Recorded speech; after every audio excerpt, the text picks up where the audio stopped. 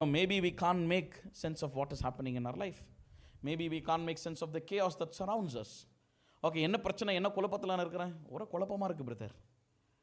என் வாழ்க்கை எப்படி இருக்குது, என் வாழ்க்கை எங்கே நோக்கி போகிறது, நான் என்ன செய்துட்ருக்கேன் தெரியலையே, ஒரே குழப்பமாக இருக்குது. ஒரு நமக்கு அதை புரிந்து கொள்ளாமல் போகலாம். உங்கள் பிரச்சனை என்ன, எதனால் பிரச்சனை வருதுன்னு நீங்கள் புரிந்து கொள்ளாமல் போகலாம். You don't have to understand all your problems. You don't have to know all of your problems. சில நேரம் ஆண்டவர் நம் பிரச்சனைகளை நமக்கு சொல்ல மாட்டார்.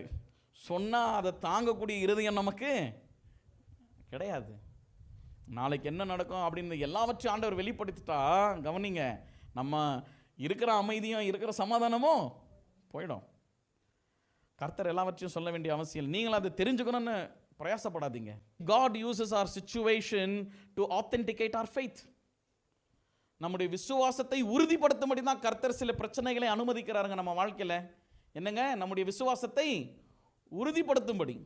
ஆனால் ஒரு விஷயத்தை தெரிஞ்சுக்கங்க, அது புரியலனாலும் ஏன் இதெல்லாம் எனக்கு நடக்குது நீங்கள் புரிஞ்சுக்க வேண்டிய அவசியம் இல்லை.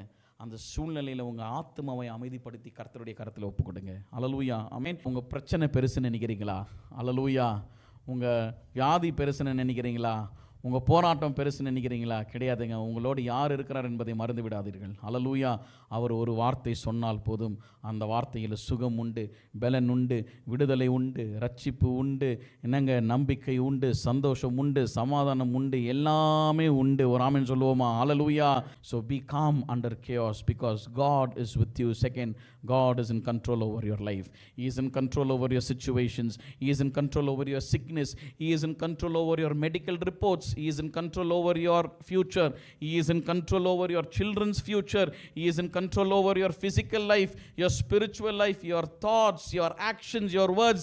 Everything is under the control of the Almighty God. So you need to only be calm under situations. Hallelujah.